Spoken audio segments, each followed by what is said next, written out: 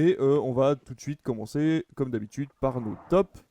Et je vais, écoute, à toi l'honneur, tiens, Comic Seater, tu vas commencer avec ton top à toi. Dis-nous tout sur les Vikings, ce film de 1958. Alors oui, je vais vous parler des Vikings. Alors pas de la série Vikings hein, qui est très connue, que je n'ai d'ailleurs pas encore vu, mais un film de 1958. Donc un vieux film sur les Vikings avec Kirk Douglas à la production. Donc, Kirk Douglas, vous le connaissez peut-être pour avoir joué des grands rôles dont Spartacus. Et donc c'est un film de 1958 basé sur un roman sur les Vikings justement et qui à l'époque était plutôt bien fait puisque il est tourné en Technirama Technicolor.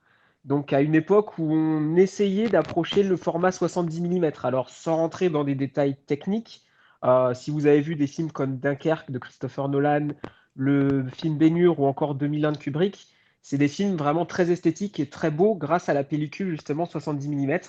Là où généralement on est plutôt sur du 35 mm en général. Du coup, on a des très beaux visuels, il y a pas mal de choses qui ont été reconstruites, notamment les navires, les dracars, et c'est un beau travail de reproduction. Bon, les historiens, comme David, par contre, pourraient tiquer sur la véracité des faits, parce que par contre, il n'est pas réputé pour être très réaliste à ce niveau-là. Mais c'est vraiment un film qui a bien vieilli, je trouve, avec de l'aventure, des combats, de l'amour, des batailles. Et il était passé sur Arte le mois dernier. Donc là, il est plus disponible parce qu'il reste généralement une semaine, je crois, les films sur Arte. Environ, Mais ouais. Ouais, à peu voilà. près.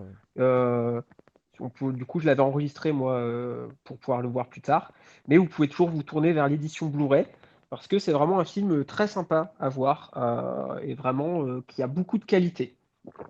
Ça me fait penser à... C'est quoi? C'est David et les Argonautes, non? C'était pas ça qui était sorti aussi à l'époque? J'ai l'impression que Euh, la qualité d'image est à peu Effectivement, il y près a la même. cette ambiance un peu Jason et les Argonautes, je crois, c'est. David, ouais, Ouais. c'est Jason, ouais, c'est Jason et pas David, oui, pardon, pas pour moi. C'est qu'il y a tellement de David partout dans notre vie que maintenant David, il on est met des avec nous. David Ouais. partout, ouais. Il y a des jasons partout. Et des Jason partout aussi. Donc, Mais ouais, et d'ailleurs, ouais. pour la petite anecdote, le générique du début, donc on voit une espèce de fresque sur une tapisserie, qui est une tapisserie française qui est à Bayeux, donc dans le Calvados, Mhm. et qui a été inspirée du coup de cette tapisserie, et c'est Orson Welles qui fait le narrateur au début du film. D'accord, Hmm. ok. Je remercie au passage Corps de Phasme, mais BG, qui vient de s'inscrire à notre chaîne. Donc merci à lui, ben, merci beaucoup de t'être inscrit. J'espère que tu es là dans le chat et que tu nous écoutes discuter des Vikings de 1958. Et donc cette fresque était de France, tu disais. Voilà, à Bayeux, elle se trouve dans le Calvados, et elle fait 70 mètres de long, et appartenant au patrimoine de l'UNESCO. Eh ben écoutez, pour les Donc, plus cinéphiles d'entre nous, si vous pour voulez les aller voyageurs, retracer, voilà, retracer les traces du film, vous pouvez aller jusque là-bas dans le Calvados pour les prochaines fêtes. Puisque de toute façon, vous n'aurez pas le droit de partir à l'étranger, vous serez obligé de rester en vacances en France, d'abord. Eh Il ben y a plein de merci choses à beaucoup. voir. Pardon? Et je disais, il y a plein de choses à voir de toute façon. Et il y a énormément de choses à voir en France. Voilà. Donc voilà, restez en France et regardez les films. As-tu des choses à rajouter sur ce top? Je pense avoir fait le tour. Voilà, parce que après, que dire d'autre, à part le fait que on travaille sur la profondeur de champ également, j'avais noté, et que c'est l'un des premiers réalisateurs justement à faire ça, puisque le réalisateur, comment s'appelle-t-il? Il s'appelle Richard Fleischer. Je le connaissais pas, mais c'est un grand réalisateur de l'époque, donc dans les années 50-60.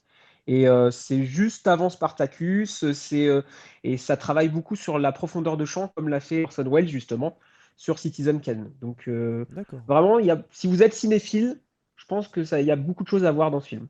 Est-ce que Oui, je confirme. il a été filmé en couleur de base ou il a été colorisé? Parce que j'ai l'impression qu'il est quand même des années 50. Je suis pas certain que si. Il a été filmé en couleur de Alors base? il est tourné en Technirama, ouais, directement en couleur. C'est vraiment à cette époque-là où on commençait à tourner D'accord. en couleur. Ok.